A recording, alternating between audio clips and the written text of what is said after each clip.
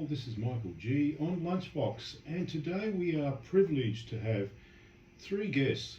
Two are recent recipients of Volunteering Canberra Award winners, and one will be talking about fruit and veg out of the markets. That'll be after about 1:30. So we're going to have, we actually have in studio at the moment Gus. We'll be talking to him very shortly. And he is a recipient of one of the ACT Volunteering Awards. We then have Tom after the 1 o'clock news, and we'll be talking fruit and veg after 1:30, out at the markets and what to get for the festive season. We're not going to mention the word Christmas Day because it means different things to different people, and we're going to talk about the festive season. But in studio we have, at the moment, Gus. Welcome to 2XX, Gus. How are you? Very well, thank you, Michael. Well, it's a privilege to have you here. Could you please tell the audience what award you won and the area of that you were nominated in? Okay, so I was very surprised. I was initially nominated to the ACT 2024 Volunteers Awards for community support. Through the state emergency services, and went to the event which was held a couple of weeks ago, and I was very, very surprised when my name was actually called out, and they told me that I won, especially being surrounded by so many amazing volunteers on that night. And it appears you work for you are a volunteer, a deputy leader at the Woden State Emergency Services Unit. What did you do there that put you forward as a worthwhile recipient of that award? Yeah, correct. So yes, I am a volunteer for the ACT Woden unit, which is over at Phillip, and I've been volunteering for a bit over 5 years, getting close to 6 now. I've done a lot of things with the emergency services as part of normal operations and responding to natural disasters, etc. Over the last 12 months, we've actually embarked on a program to change our fitness program within the organisation and across Australia. We've basically been trying to simulate what we do on the field as part of a program to maintain and upkeep physical and our activities. So that was one of them, and I also did some other activities around managing a team that went up to New South Wales during the year, and we participated in the 2024 National Disaster Rescue Challenge, and across all of Australian SES services. And we were very, very fortunate. We came in second as part of that activity with an amazing team that I actually was leading as a team manager on the day. So different things. I think the one that actually really called out on the night was the fitness program that we're actually changing, which actually become a fitness program across all of Australia and all the states, and we will be using as part of next year's new recruit intake. So it's actually gone live after many months of actually preparation. Now, Gus, we'll talk a little bit about that activity and the resources that you require in your organisation. But over the last 5 years, what's been the most moving event, disaster that you've been involved in, and perhaps why? Without a doubt, anyone that was part of it, I think, will say, it's kind of emotional, but the 2019-2020 fires, followed by in Canberra, the hailstorm and the storm damages that we had. For anyone that does not remember, which I doubt anyone does not remember, but hail the size of golf balls, some even bigger, just smashing cars everywhere we went, and then followed by floods. So we actually literally had over 8 months with storms and fires and floods that really crippled, Canberra and a lot of the other states around Australia. And us as an emergency service unit, we responded to all of the events around the Canberra region, but some of us also deployed interstate to try and support some of the other SES units. I think everything it touches, from going out on a search for a missing person, from actually attending a family who's had a tree fall through the roof of the house, and obviously they're in distress. Everything is touching and moving. But I think the 2019-2020 fires and storms that we were confronted with was, the one that actually hits the most. Now, when people think of the SCS emergency services, they think of that orange or really coloured uniform that you've got. But what support does that organisation provide we'll talk about emergencies first, and we might talk about non-emergencies, but in an emergency situation, what sort of activities would your organisation be involved in? Yeah, so we're there to provide that initial response in the event of storm and flood. So anything that relates to storm and flood, whether it be a house that is impacted and needs assistance, or premises that are actually affected by storm damage. So that's the initial response. Our tasking primarily is to actually make safe. We're really not there to actually do permanent remediation, but certainly we want to actually make sure that family that is living or is actually impacted can either stay or provide the level of service accommodation that can actually get them in a safe environment and not be faced with further potential, damage or confronted with further incidents. And does the state emergency services teams, do they do any activities outside of a storm event? We do, and like I mentioned, we provide support to a lot of the other emergency services agencies, the Rural Fire. We provide support in fire events, in floods. We do international deployments at times, and definitely we do interstate deployments. We also participate in a lot of community engagement. In Canberra, we actually do once a year event in regards to, we call it legacy gutter cleaning, which we actually go out and we help to remove debris and have clean gutters, especially coming into the storm season or coming into the fire season. They can be an area which we actually advise the community to be very wary of, because they can lead to fires, and it could certainly lead to flooding within the house if those gutters are not clean. So we do those level of community engagement events as well. Now, when you talk about a physical program to improve people's physical physiques or physical capabilities, does that mean that if someone wants to come and work for the SCS, they don't have to be physically fit?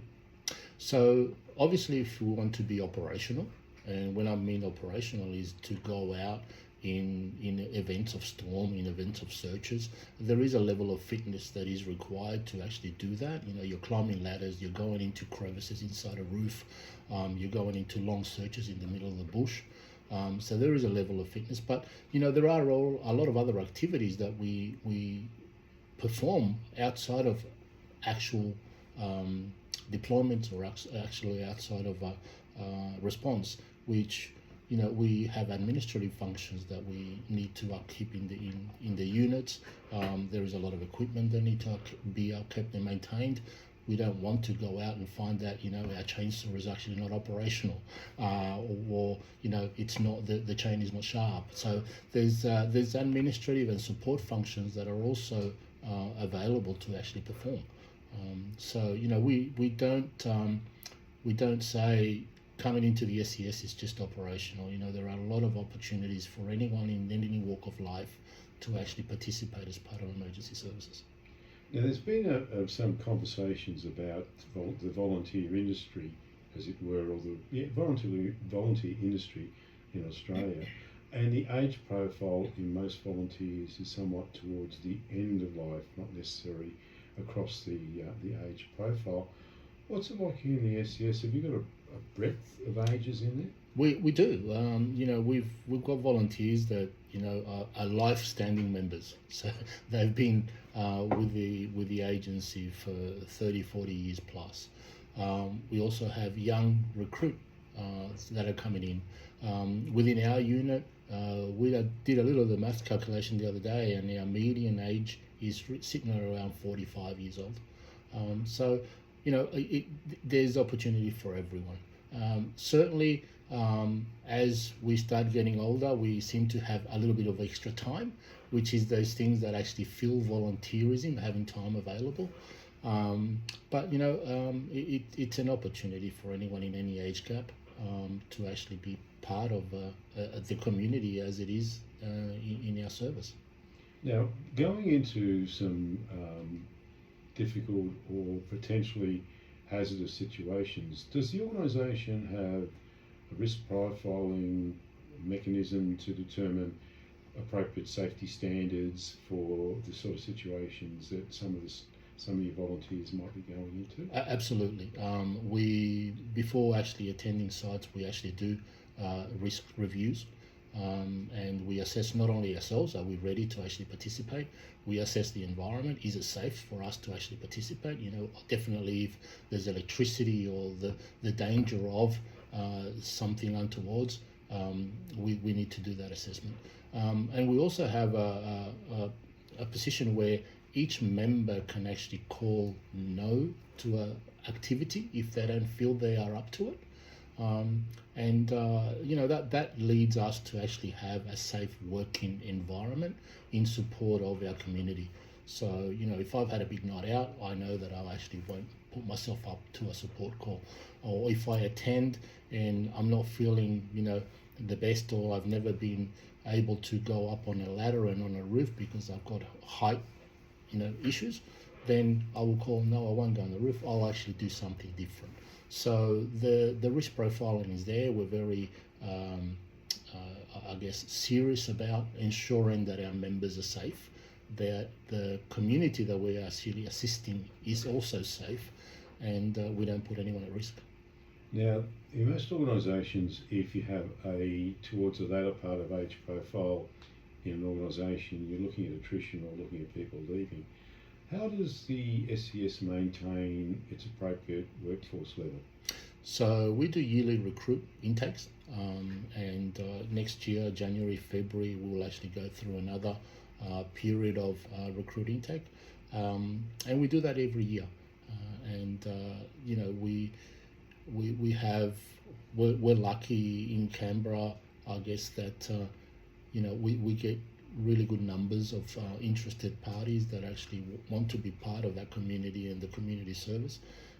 We have 8 units across the south and the north that people can participate in, units that relate to where they live, so you don't have to travel too far. Funnily enough, I live in Lynham, and I'm part of the Phillip Woden unit, the intake is the thing that we do on a yearly basis to get the numbers and maintain the ratio that we need. Currently, we have about 350 members that support the community across Canberra. And are there criteria by which people are assessed or they need to meet to be able to be a SES member? Certainly desire, a sense of, wanting to serve the community, be part of a family. Like I mentioned, the fitness program that we pulled together is something that is part of that initial intake process. It's fairly simple and straightforward. And then, participating in unit training nights. We do a lot of training. Even when it's quiet period, we train. We train for what could happen. So we always want to make sure that we have the skills up to a level that we can actually use on situ in site. And it also gets us through the training to know our team and our colleagues, what are they able to do, what can't they do, understand each other, and we can actually work knowing that, we're all supporting each other on the day.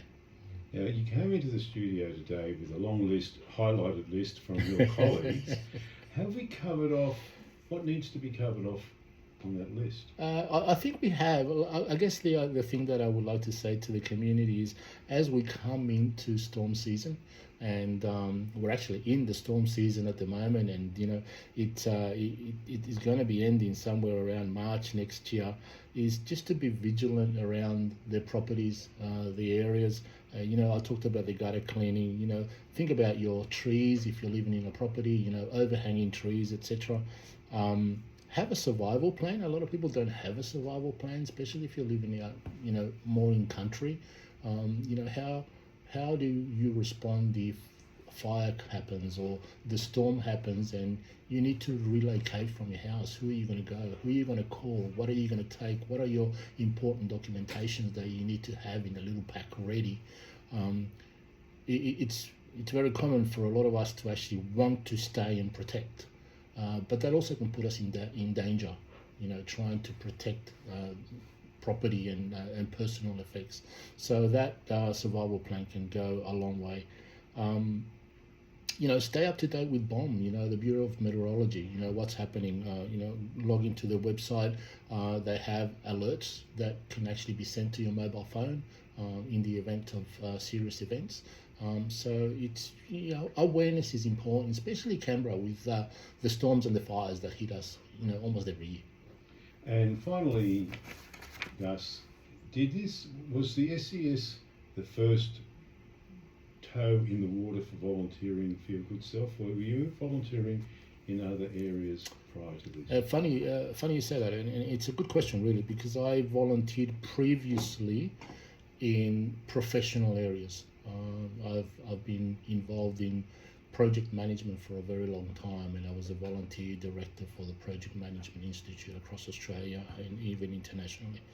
I relocated to Canberra around 8.5 years ago, and for me, moving to Canberra was an opportunity then, but volunteering within the SES meant that I could participate in different type of skilling in volunteering, but also feel more part of a community that I was not really part of, coming into Canberra. And that gave me a sense of belonging in the Canberra community. So, yeah. Well, Gus, on behalf of the ACT community and those people that you've helped out, congratulations on the award, and very much deserved, good sir. And thank you for being a guest on the Confab, not on the Confab, for Lunchbox today. Thanks, mate. Thanks very much.